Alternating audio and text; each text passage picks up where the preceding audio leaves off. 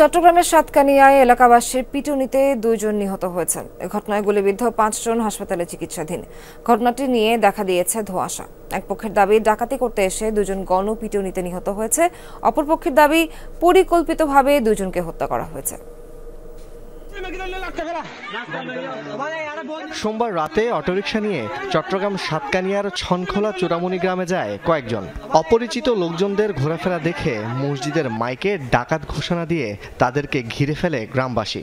এক পর্যায়ে গণপিটুনিতে ঘটনাস্থলেই নেজামুদ্দিন ও সালেক নামে 2 জনের মৃত্যু হয়। তবে স্বজনদের দাবি পরিকল্পিতভাবে ঘটানো হয়েছে এই হত্যাকাণ্ড। দলীয় পদপদবি না থাকলেও নিহত 2 জনই জামাতের রাজনীতির সাথে জড়িত বলে জানিয়েছেন তারা। 2 জনের এমন মৃত্যু মেনে নিতে পারছেন না স্বজনেরা। কাঞ্চনা নেজাম বললে তো সবাই চিনে, ওনাকে এখানে পর্যন্ত চিনে, তাহলে কেমনে ডাকাত বলে ওনাকে মারছে? এরকম একটা কেমনে হতে পারে? আমার মেয়ে আমার দেশ সময় ফোন করছে, কোথায় গেছে, খুলনানে গেছে, হয়তো আমার বলে গেছে 1:30 বিচার আছে, বিচারে যাবে। বিচারে যাওয়ার পরে এই ঘটনাটা ঘটছে। তারা পরিকল্পনা করে এর বিচারে নিয়ে ঘটনাটা ঘটেছে। আমার ভাই ছবি দেখেন, আমার ভাই দাঁড়ে টুপওয়ালা মানুষ, উনি একজন জামাতের কর্মী, উনি একজন জামাতের লোক।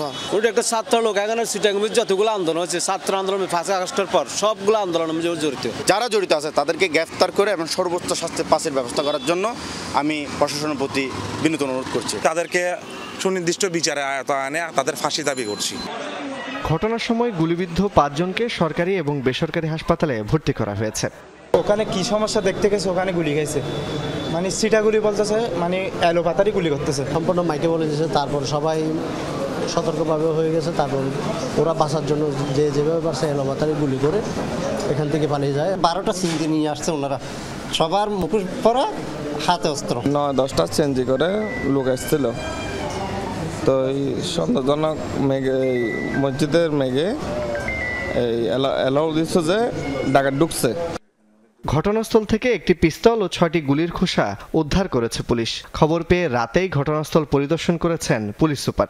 পুরো ঘটনা তো বেশ কয়েকটা ভাগে বিভক্ত মনে হচ্ছে।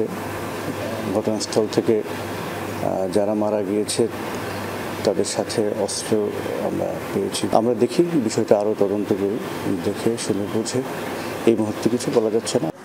প্রকৃত ঘটনা তদন্তে কাজ শুরু করেছে পুলিশ ও প্রশাসন। জোবায়েত ইবনে শাহাদাত, যমুনা নিউজ, চট্টগ্রাম। ঈদের পর প্রথম সপ্তাহ পর্যন্ত চট্টগ্রামে প্রতি লিটার খোলা সয়াবিন মিল গেটে 153 টাকা, পাইকারি 155 টাকা আর খুচরা পর্যায়ে 160 টাকা নির্ধারণ করা হয়েছে। চট্টগ্রাম সার্কিট হাউসে নিত্যপণ্যের মূল্য স্থিতিশীল রাখতে সরকার গঠিত টাস্ক ফোর্সের সভায় এই সিদ্ধান্ত নেওয়া হয়। এই সিদ্ধান্ত আগামীকাল বুধবার থেকে কার্যকর হবে। সভায় সিটি মেয়র ও জেলা প্রশাসক দুজনেই উপস্থিত ছিলেন। নির্দেশনা না মেনে কেউ অতিরিক্ত দামে তেল বিক্রি করলে আইনগত ব্যবস্থা নেওয়া হবে বলে জানান তারা।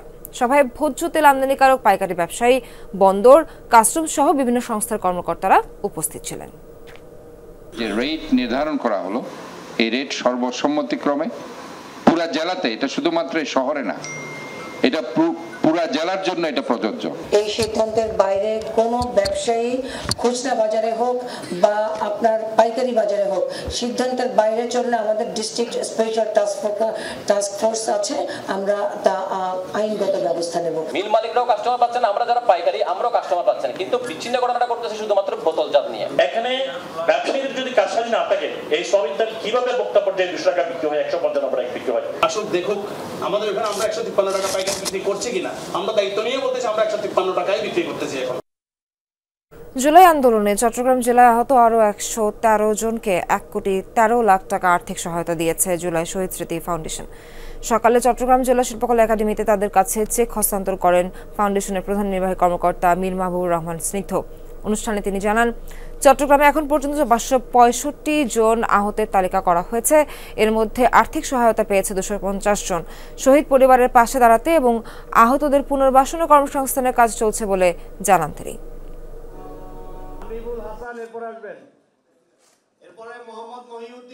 তাদের পরিবারে যে কোনো রকম সমস্যার ক্ষেত্রে যদি আর্থিক কোনো সমস্যা হয়, সেক্ষেত্রে জুলাই শহীদ স্মৃতি ফাউন্ডেশনের সাথে যোগাযোগ করলে সেটি জুলাই শহীদ। দেশ জুড়ে তোলপা ওয়ালটন ফ্রিজ কিনে আপনিও হয়ে যেতে পারেন মিলেনিয়ার। ডিপ্লোমা চিকিৎসকদের 10ম গ্রেডে উন্নীতকরণ সহ 4 দফা দাবিতে সংবাদ সম্মেলন করেছে Bangladesh diploma medical association Cox's Bazar জেলা শাখা। বিকেলে কক্সবাজার প্রেস ক্লাবের সংবাদ সম্মেলনে অ্যাসোসিয়েশনের পক্ষ থেকে 4 দফা দাবি উপস্থাপন করা হয়। বক্তারা বলেন, নিরলস সেবা দেওয়ার পরও দীর্ঘ 45 বছরে ডিপ্লোমা চিকিৎসকরা পদোন্নতি, পেশাগত মান উন্নয়ন, উচ্চ শিক্ষা, ম্যাথ ছাত্রদের কোর্স কারিকুলাম আধুনিকীকরণ থেকে বঞ্চিত। সরকার বারবার দাবি পূরণের আশ্বাস দিলেও বাস্তবায়ন না হওয়ায় হতাশায় চিকিৎসকরা। চট্টগ্রামে সারি ও ইফতার সামগ্রী বিতরণ করেছে 12 নং সরাইপাড়া ওয়ার্ড যুবদল। ভেলুয়ার দিঘি সরকারি প্রাথমিক বিদ্যালয় প্রাঙ্গণে দুস্থদের মাঝে এসব সহায়তা সামগ্রী বিতরণ করা হয়। দরিদ্রদের সহায়তায় বিত্তবানদের এগিয়ে আসার আহ্বান জানান যুবদল নেতারা। এ সময় মহানগর যুবদল নেতা মোশাররফ হোসেন দীপ্তি সহ অন্যান্য নেতাকর্মীরা উপস্থিত ছিলেন। এবারে জানাবো চট্টগ্রামের ইফতার বাজারের খবর। নগরী কাজীর দেউরিতে আছেন সহকর্মী আলামিন শিকদার। আলামিনের কাছে যেতে চাই। আলামিন, ইফতারের আইটেম সম্পর্কে একটু বিস্তারিত জানাবেন। বেচাকেনা কেমন জমে উঠলো? এখন প্রায় একদম শেষ সময়ের দিকে, কিছুক্ষণের মধ্যে আজান দিবে। খাবারের মান নিয়ে ক্রেতারা কি বলছেন, বিক্রেতারা কি বলছেন, সবকিছু জানতে চাই।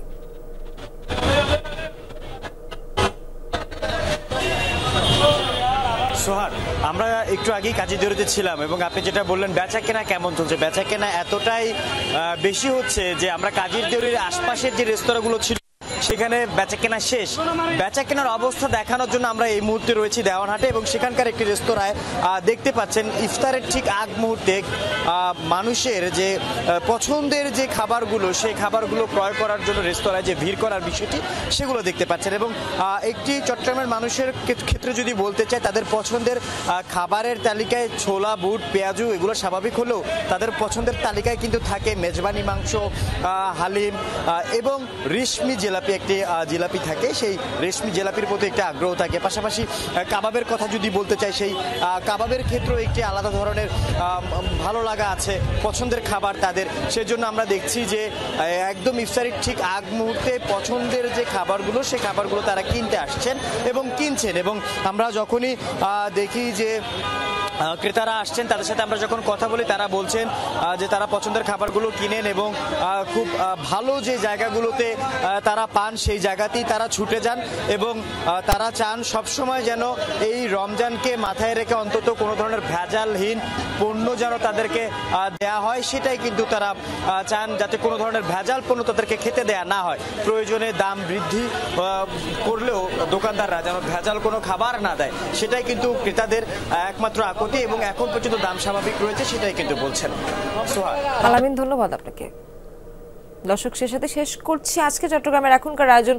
এতক্ষণ যারা সঙ্গে ছিলেন সবাইকে ধন্যবাদ।